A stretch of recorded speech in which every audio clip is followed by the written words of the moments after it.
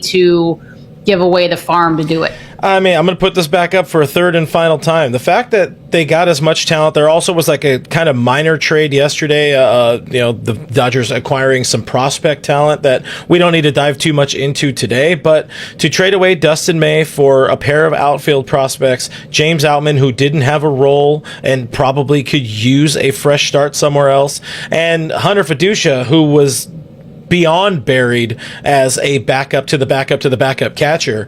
Now he'll be able to play. He's going to get a chance, and I really like him going to Tampa Bay, where Tampa is creative. If he can't catch, they will find a way to get him into the lineup. You know, they made Luke Raley into somebody for a little bit of time. They could do something with a Hunter Fiducia, but that's it. It's an underwhelming deadline. We'll talk about that, or we'll talk about that idea.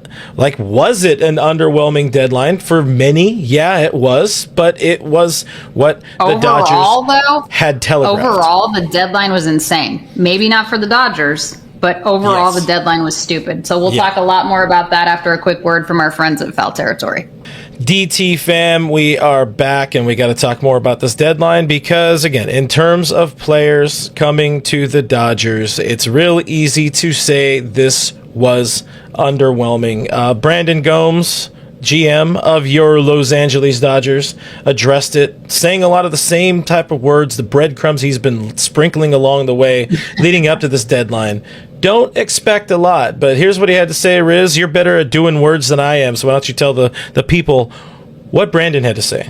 All right, so Gomes said this: I think it's always about how does everything fit together with what our current roster is and what our needs are. We went into the season with a really high bar of talent outside of losing Evan Phillips. We're in that same spot, so we felt this is an incredibly talented group that as we get healthy and these guys hit their stride, we feel like we're in a great position for another deep run into October. And that's exactly what they are. And that's exactly what nobody should be surprised by this, right? Nobody should be like, why didn't they make a massive deal? We knew they weren't going to make a massive deal because they don't need to make a massive deal. We knew that the Dodgers were going to just do small complementary pieces to kind of fill the holes that they feel were necessary at the time. I mean, this is a team that is still in first place. This is a team that is getting into the postseason. This is the team that is built for October. They added a bullpen piece in Brock Stewart. Check.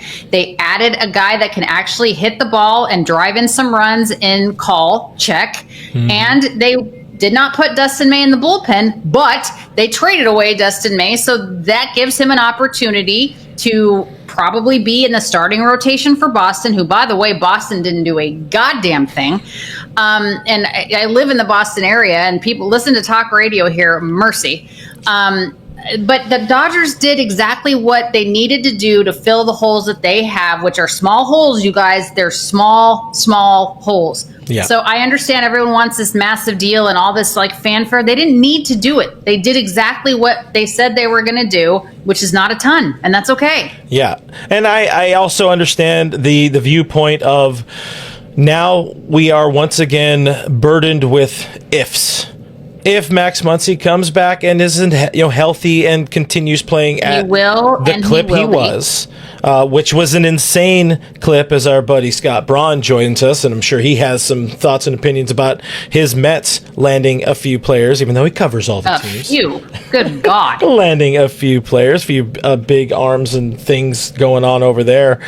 But if Mookie Betts can figure out how to be Mookie Betts again, look at yourself in the mirror and remember you are MLB 50. Again, the same thing I said earlier. Teo figures it out. You got Trinan back. You're adding Blake Snell. If some of the other guys, Brusdar Graterol is able to come back. If Tanner Scott is not dead and buried, all of those pieces add up to something special. And this is what our friend Bill Plunkett had said as well.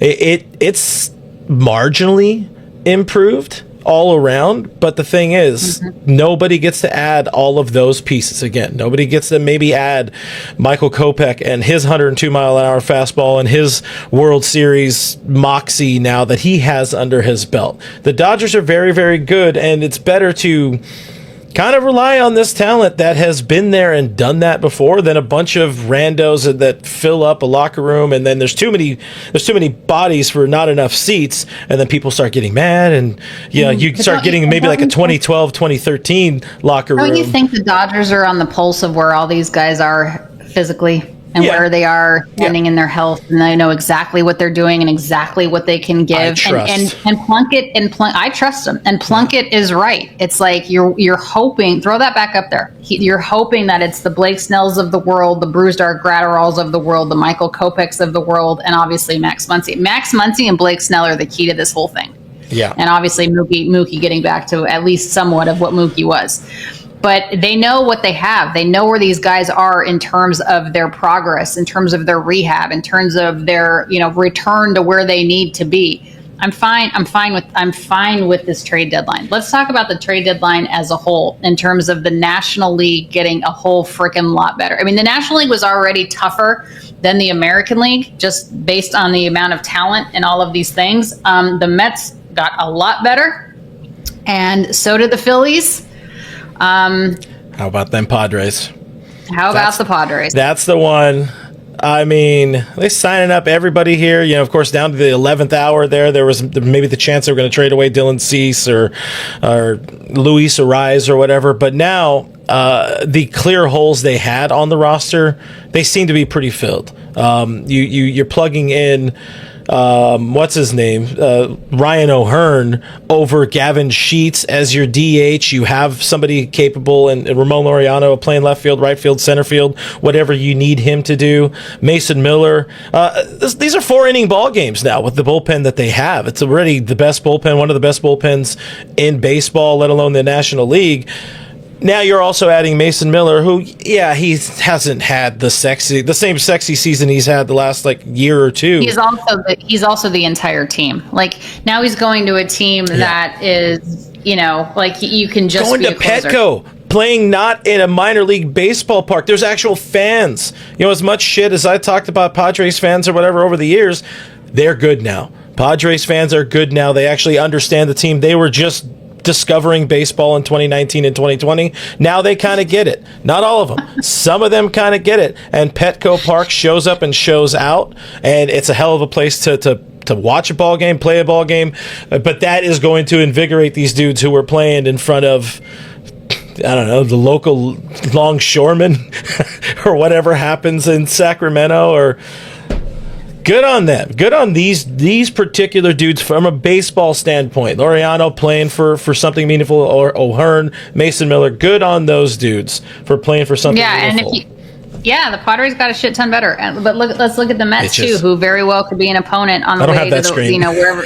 No, that's fine. No. We don't have to throw it up. But the point is, they got Cedric Mullins from the Orioles, a great defensive and hitting outfielder. Obviously, they got Ryan Helsley. They got Tyler Rogers. So their bullpen was already good, and their bullpen just got a lot better. So again, these are National League teams that are going to be contenders. They could be the ones that are trying to stand in the way of what the Los Angeles Dodgers are doing. The Brewers didn't add anything, but they're first in the National League Central. The Cubs, I don't know. It's going to be interesting. And this, to me, is the time of year when things really get exciting, right? Yeah. This is the only trade deadline we have. It used to be 2, remember? There was one in July. There was one in August. Yeah. Now, this is the only one that we have. Now, I feel like, okay, come August 1st is when you're really, really scoreboard watching. And I think it's fun. Yeah, I mean, competition. I've said it earlier today. I've said it a million times. Dino Ebel told us this after the Dodgers won the World Series last year. This team believes that, amongst other things, them having to play for the NL West late into the season helped them win that World Series. Competition helps everybody. You didn't necessarily. We talked about them earlier. Phillies getting Yohan Duran, Harrison Bader. If I'm looking at those 3 teams, I think the Phillies scare me the most. Between Mets, Phillies, and Padres, specifically in the National League, who's got you kind of looking over your shoulder? I've always been afraid of the Phillies. I think their lineup is stupid. I know. I mean, it's just good. It's just good. I like them. I like their makeup. I've always liked the Phillies, the Mets too. But I feel like I don't know. Again, it all depends on who's healthiest and who's playing above their skis at the right time. I mean, the Padres, of course, are good, but I think we're fine. It all